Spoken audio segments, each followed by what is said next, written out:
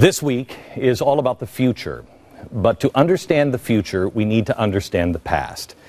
I want to show you where I'm coming from so you can see the big picture. Our staff has been reading, these are just some of the books that I've been consuming here lately on Desi Arnaz and Nikola Tesla. By the way, this is an unbelievable book.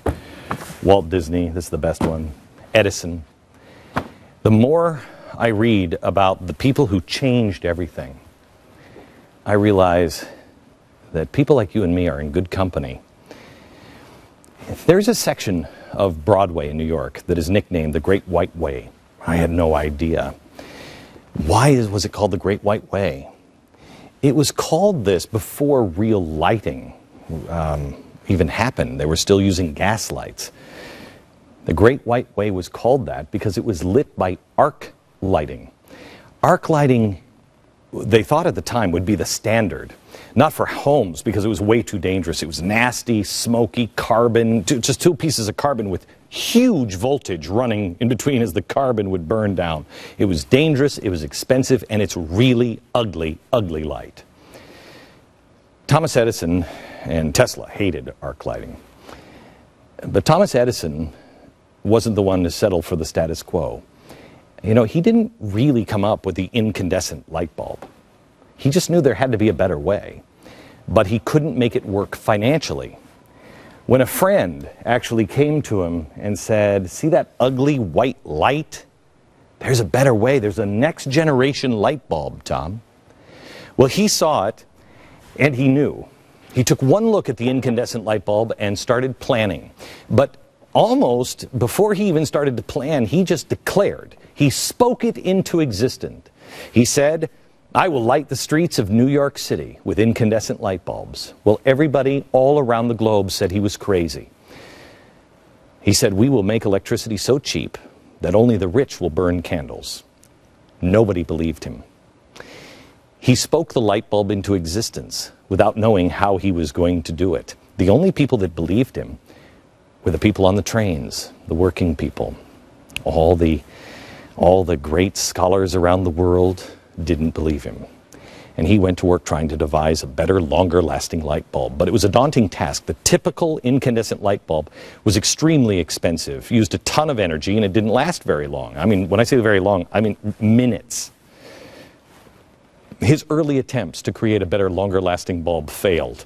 And that's when the critics piled on. In the New York Times in 1881, they said that Edison, as a company, laid a considerable quantity of wire. But as far as lighting the downtown district is concerned, well, they're as far away from that as ever. In fact, they laid the same wire 8 different times. They couldn't get the wire right.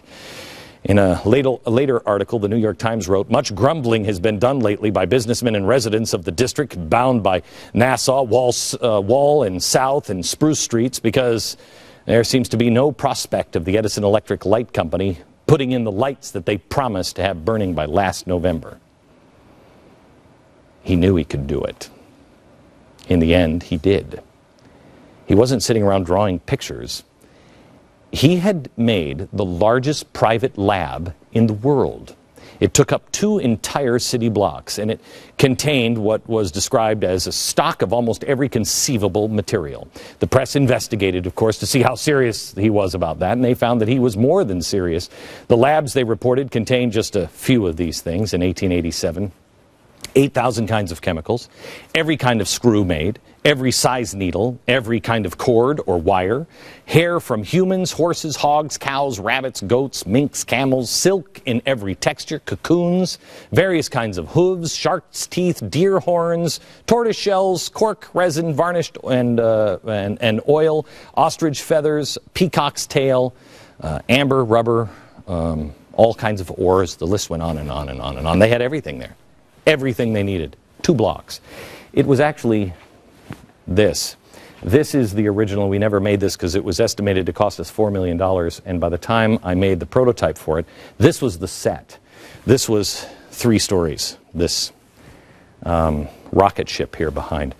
This was modeled after the Edison laboratory. But by the time we got there and I saw the price tag of that, I realized, A, It shouldn't be just a showcase to show new invention. It should be an actual laboratory, and our money would be much better well spent in building a place where we do, not just show. There's a reason why Walt Disney wanted to call Main Street in Disneyland Edison Square, part of it at least. He wanted to show the American people invention and innovation. But Disney was an awful lot like Edison. He started his own private laboratory. It was called WED Enterprises. This was separate from the Walt Disney Studios because he was frustrated with the studios at the time. He used it to launch something that we all now know as Imagineering. We call it Imagineering, the blending of creative imagination with technical know-how. This is where audio animatronics came from. This is where everything came from. Today, Imagineering holds more than 100 patents in special effects, ride systems, interactive technology, live entertainment, fiber optics, advanced audio systems, everything. Just like Edison, this was Walt Disney's private company. His brother would say it was his work away from work, where the dreamer was allowed to purely dream and then do.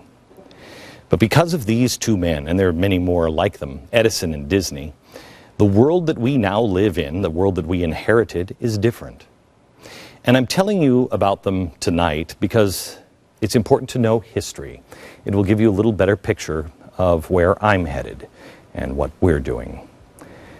We want to create a place where innovation happens. I'm not claiming that we're going to, create cold fusion or anything like that, but what we are doing is looking at the very best ideas and new technologies from various industries. See whose goals align with ours. We will continually be introducing, testing, and demonstrating and improving on those ideas. We want to restart the engine of American ingenuity and revive the imagination of the American free enterprise system and show it can be done, not just to Americans, but to the whole world. It can be done with hard work and integrity, and it can be done for the right why, all the right reasons. My whys again, our way of life is at stake. Our country is at stake. And quite honestly, it's why we were all sent here. Humans are explorers.